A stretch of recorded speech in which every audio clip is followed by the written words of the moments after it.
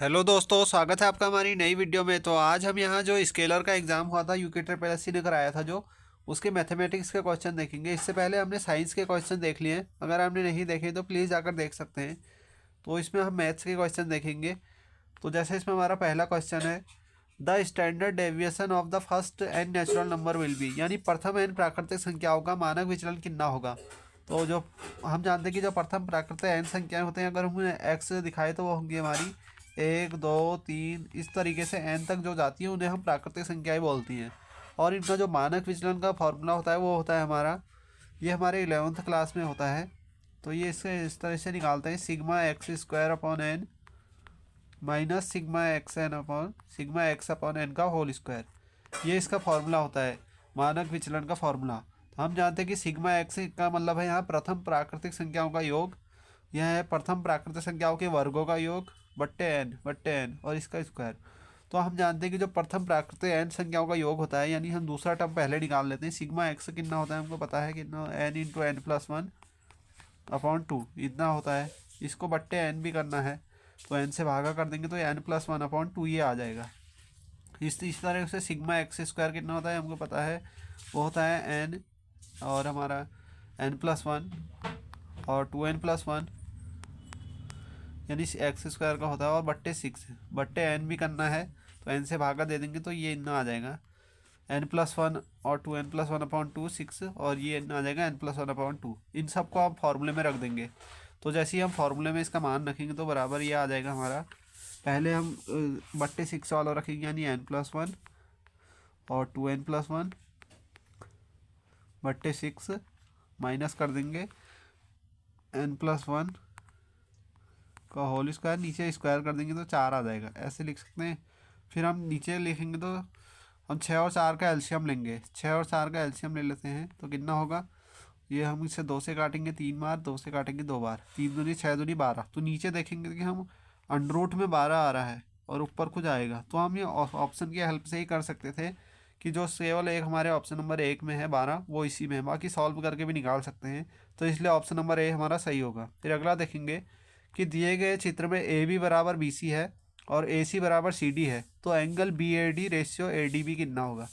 तो यहाँ जो एंगल की प्रॉपर्टी लगती है उससे संबंधित है। तो ये हमारे यूके ट्रिपल एस सी के जो अभी एग्ज़ाम आए हैं उनके लिए काफ़ी इंपॉर्टेंट है, क्योंकि ये 9th-10th की मैथ से है, तो ये आ सकता है। तो देखेंगे इसे कैसे करेंगे। तो अगर हम इसकी प्रॉपर्टी होती है, ये होते हैं हमारे समद्विबाहु त्रिभुज हैं, इनकी दो भुजाएं बराबर हैं। तो इनकी एक प्रॉपर्टी होती है, अगर ये एंगल हमारा एक्स है तो ये वाला एंगल भी एक्स होगा। ये याद रख सकते हैं कि जो ये कोण होता है ये समान होते हैं, और जो इन दोनों का कोण योग होगा वो हमारा यहाँ होगा 2x। और यहाँ भी देखेंगे कि हमारा समद्विबाहु त्रिभुज है, तो देख सकते हैं यहाँ भी हमने माना ये x है, ये भी x होगा, तो ये हमारा 2x हो जाएगा क्योंकि इन दोनों का योग हो जाता है, 2x होगा। और फिर ये भी हमारा 2x होगा, ये भी 2x होगा क्योंकि ये भी समद्विबाहु त्रिभुज है। तो इनकी प्रॉपर्टी लगा देंगे। हमें कौन सा निकालना है, बी ए डी, यानी हमें एक एंगल ये निकालना है b a d. Angle b a d कितना होगा, वो हो जाएगा हमारा 2x प्लस एक्स, ऐसा लिख सकते हैं। इसे 2x ये हो गया प्लस एक्स ये, दोनों को जोड़ेंगे तो कितना आ जाएगा 3x। और दूसरा है ए डी बी यानी ये, तो ये हमारा x है, तो 3x रेशियो एक्स, या इसको लिख सकते हैं 3 रेशियो 1। तो सिंपल इसका जो आएगा हमारा ऑप्शन नंबर बी है, इसका सही आंसर होगा। तो ये जो हमारे रेखाएं एवं कोण होते हैं, एंगल एवं जो हमारे कोण होते हैं, लाइन एंड एंगल, उनसे हमारा क्वेश्चन था। तो ये काफ़ी इंपॉर्टेंट है, प्रॉपर्टी याद होनी चाहिए। ये एक्स होगा तो ये एक्स हो जाएगा, तो ये 2x हो जाता है। और इसी तरह से अभी अगली वीडियो में देखेंगे अगले क्वेश्चन में। तो जैसा है हमारा कि दी हुई आकृति में यदि बी ई परपेंडिकुलर ई सी ए सी और एंगल ई बी सी जो है 40 डिग्री है, डी ए सी 30 डिग्री है, तो अल्फ़ा और बीटा के मान निकालने हैं। तो यहाँ देख लेते हैं हम यहाँ कौन सी प्रॉपर्टी लगेगी।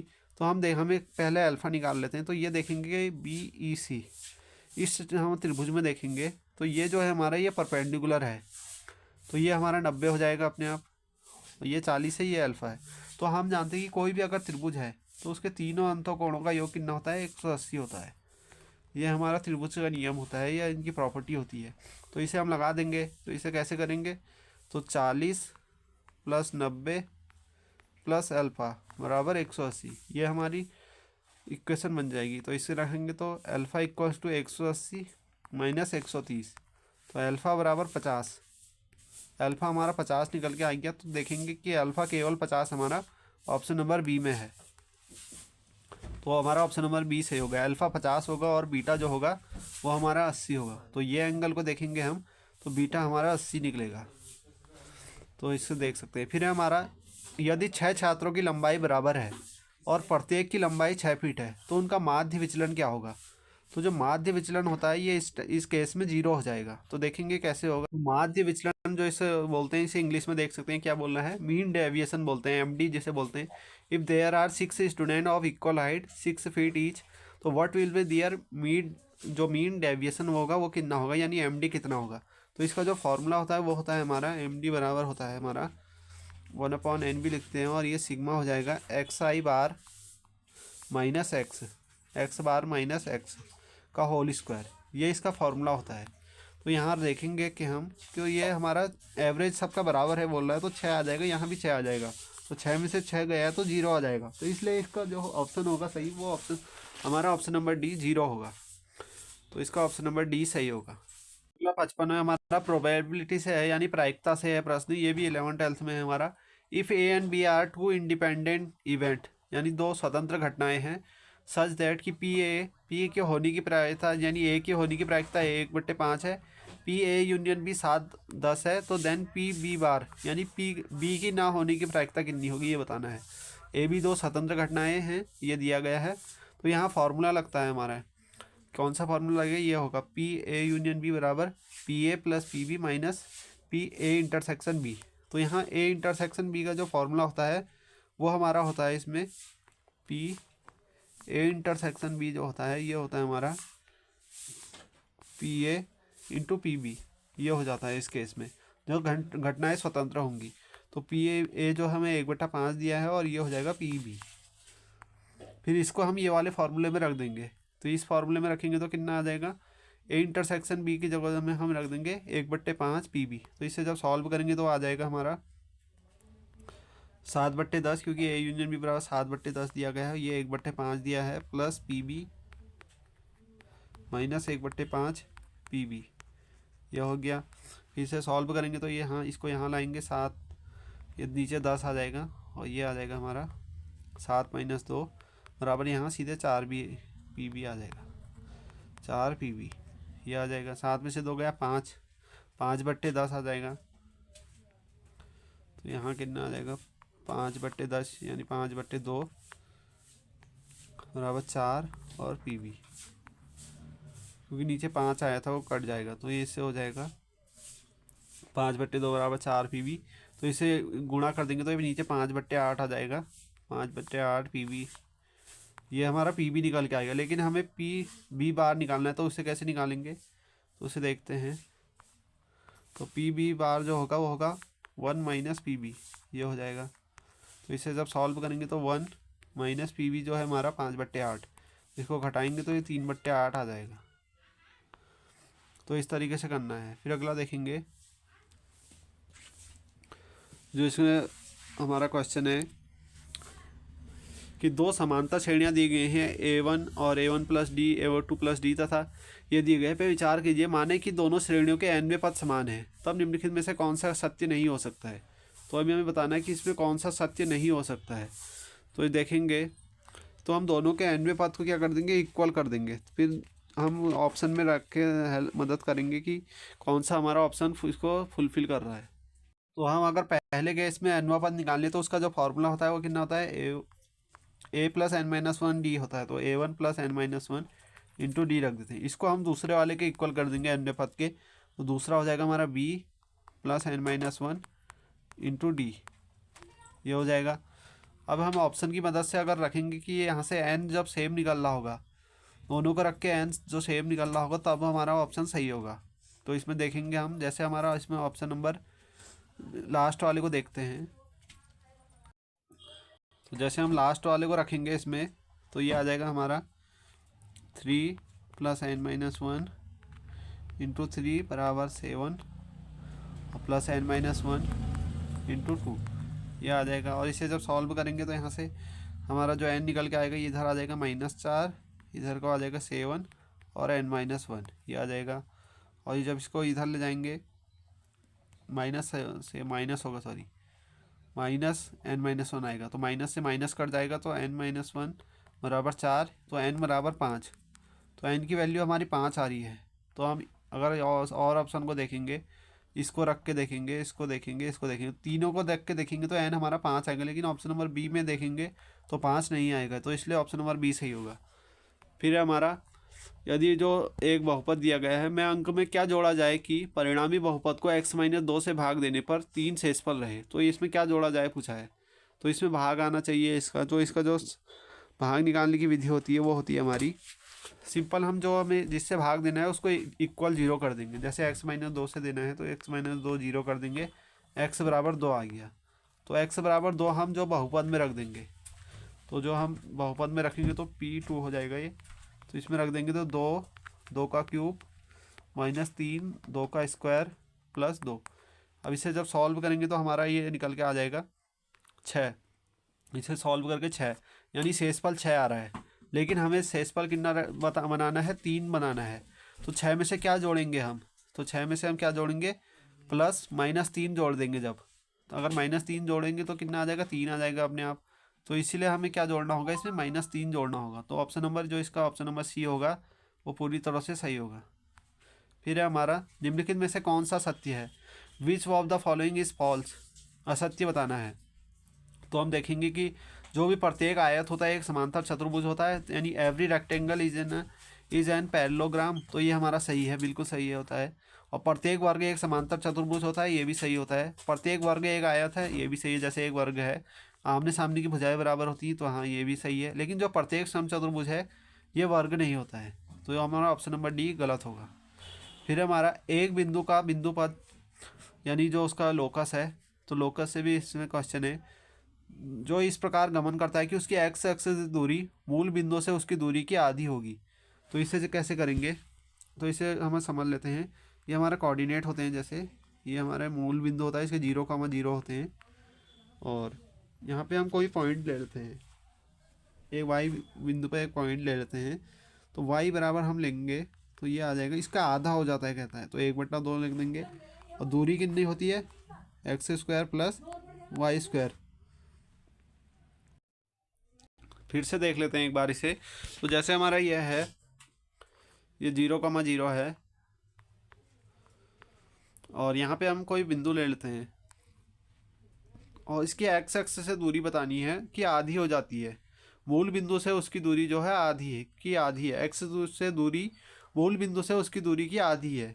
तो दूरी का फॉर्मूला क्या होता है, अगर हमें किसी दो बिंदु के बीच की दूरी निकालनी होती है तो लगता है x2 - x1 का whole square plus y2 - y1 का होल स्क्वायर, ये लगता है। हम 0,0 से दूरी निकाल रहे हैं, तो क्या होगा हमारा y के अगर दूरी मान लेते हैं तो 1/2 x2 - x1, x ले लेते हैं, और जो हमारा वो है वो 0 हो जाएगा, प्लस y - 0 ये हो जाएगा। फिर इसे जब सॉल्व करेंगे तो y बराबर 1/2 √x² - y², ये आ जाएगा, प्लस y²। दोनों तरफ स्क्वायर कर देते हैं, दोनों तरफ स्क्वायर करेंगे तो ये हो जाएगा y² बराबर 1/4, और ये हो जाएगा x² प्लस y², ये आ जाएगा। इसको इधर रखेंगे तो 4y² plus x² plus y² बराबर है, तो 4y², एक y² इधर लाएंगे तो ये हो जाएगा 3y² बराबर x²। तो कितना आ जाएगा, ये हमारा जो ऑप्शन नंबर 59 का होगा वो हमारा ऑप्शन नंबर ए सही होगा। x² बराबर 3y, हमारा 3y² बराबर x² अर्थ है, तो इसको ऐसे भी लिख सकते हैं। फिर अगला देखेंगे, ए और बी के मान ज्ञात कीजिए यदि चिन्हों को उनके सामान्य अर्थ में प्रयुक्त हुए हैं। तो हमें इसमें इसका मान बताना है, तो कैसे निकालेंगे इसे। तो इसके जो प्रॉपर्टी लगती है ट्रायंगल, ये भी हमारे इंपॉर्टेंट है, 10th से है रिलेटेड, तो ये हमारे फॉरेस्टर एग्जाम में भी पूछा जा सकता है। तो इसे देखेंगे तो इसका जो इनके रेशियो होते हैं वो समान हो जाते हैं। अगर से हमारे समरूप त्रिभुज होते हैं जिसमें सिमिलर ट्रायंगल होते हैं, तो 2a + 2 अपॉन हो जाएगा हमारा 7b - 1 बराबर हो जाएगा a/3b, ये हो जाएगा। यहाँ से हम इसकी वैल्यू निकालेंगे, यानी ए की वैल्यू फॉर्मूले इसमें से डायरेक्ट भी निकाल सकते हैं या ऑप्शन की हेल्प से भी निकाल सकते हैं। तो यानी हम a बराबर 9 और b बराबर 3 को रखें तो हमारा ये हमारा पूरा तरह से फुलफिल करेगा। तो इसमें रख लेते हैं। तो जैसे इसमें रखेंगे तो ये हो जाएगा 18 + 2 बट्टे नीचे आ जाएगा हमारा 20, ये आ जाएगा। और इधर जो आएगा वो आ जाएगा हमारा सीधे सीधे हमारा निकल के आ जाएगा। एक ही रखेंगे हम, एक ही जगह 9 रखेंगे और 3, और ये हो जाएगा 9 तियाँ 3, और बी की वैल्यू रखनी है 3, तो 3 तियाँ 9, तो ये 1 आ रहा है। और ऊपर इधर भी इधर आ रहा है 20/20, इधर आ रहा है 1, तो दोनों क्या हो रहे हैं 1 के इक्वल हो रहे हैं। तो इसलिए ये हमारी फुलफिल कर रहा है। तो ऑप्शन नंबर जो डी होगा वो बिल्कुल तरह से सही होगा। फिर एक्स वाई समतल पर यदि x बराबर 1 के अनुदिश मान करता हुआ रॉकेट x + y1 = 0 से परावर्तित होता है, तब उस रेखा का समीकरण किसके अनुदिश होगा। तो जो ये हमारा है इसे ऐसे समझ सकते हैं, ये है यहाँ पे हमारा x बराबर 1 होती है ये, और कोई रेखा है ये इस तरीके से है, वो x + y बराबर 1 है। तो जो उसका ये बोल रहा है परावर्तित होके, तो परावर्तित होके इधर को जाएगी वो इस तरीके से। अगर हम एंगल निकालें ये भी 45 होगा, ये भी हमारा 45 है, और इसका जो m होगा वो -1 होगा हमारा, इसके m -1 होगा। तो ये इधर को आ रहा है, तो इधर को हमारा y = 0 पे जा रहा है, y = 0 आ रहा है, तो ये हमारा कहाँ होगा x अक्ष पे होगा। तो ऑप्शन नंबर बी इसका सही होगा। फिर हमारे यदि x बराबर 2 + √3 है तो x² प्लस ये 1/x² का मान कितना होगा। तो इसे कैसे करेंगे, तो ये x है तो इसका x कॉन्जुगेट निकालना है, ये 1/x निकालना है। तो 1/x सीधे हमारा आ जाता है 2 - √3, ये हो जाएगा, यानी हमारा 1/x। फिर हम निकाल देंगे x + 1/x निकाल देंगे, तो x है हमारा 2 + √2, और ये हो जाएगा +2 - √3, √3 से √3 कट जाएगा तो ये हमारा 4 आ जाएगा, यानी x + 1/x बराबर कितना आ गया 4 आ गया, ये आ गया। अब हमको x प्लस इसका होल स्क्वायर कर देंगे, इसका स्क्वायर कर देंगे, तो यहाँ भी स्क्वायर कर देंगे, तो ये कितना आ जाएगा हमारा x² + 1/x² + 1 + 2 आ जाएगा, सॉरी 2a भी होता है ना, तो 2 आ जाएगा बराबर हमारा ये आ जाएगा 4 का कितना था हमारा 4 का स्क्वायर 16। तो x² + 1/x² को इधर रखेंगे तो ये इधर 2 आके माइनस में आ जाएगा, तो ये कितना आ जाएगा हमारा सीधे, यानी x² + 1/x² बराबर आ जाएगा हमारा 16 - 2, तो बराबर 14, यानी कि ऑप्शन नंबर डी इसका सही होगा।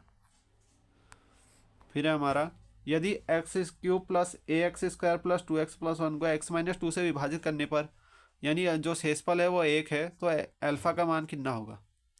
तो इसमें भी वही करेंगे कि x - 2 को हम 0 रख देंगे, तो x बराबर 2 आ जाएगा। 2 की वैल्यू हम इसमें रख देंगे पॉलीनोमियल जो हमारा बहुपद है, तो इसमें क्या आएगा हम x की जगह 2 रख देंगे, तो 2³ + अल्फ़ा 2 का स्क्वायर + 2 × 2 - 1, अवशेष 1 बच रहा है, यानी शेषफल 1 बन रहा है। तो इसे हम सॉल्व कर देंगे इक्वेशन को, तो ये हमारा आ जाएगा लगभग, तो यहाँ से हमारा आ जाएगा, इसे जब सॉल्व करेंगे तो ये इधर आ जाएगा 2, इसको फिर से लिख लेते हैं, इसको लिख देंगे 2³ यानी 8, और अल्फ़ा × 2 का स्क्वायर यानी अल्फ़ा × 4 + 2 × 2 = 4 + 1 यानी 5 बराबर 1, तो ये आ जाएगा, तो ये जाएगा 4 अल्फ़ा बराबर ये आ जाएगा हमारा -3, 12 आ जाएगा ये, तो ये -12, तो अल्फ़ा बराबर -3, तो अल्फ़ा बराबर -3 जो है वो हमारा सही हो जाएगा बी। कुछ नहीं करना है, इसके वैल्यू निकालनी है एक्स की, उसको इसमें रख देना है, उसको इक्वल 1 कर देना है, वहाँ से अल्फ़ा निकल जाएगा।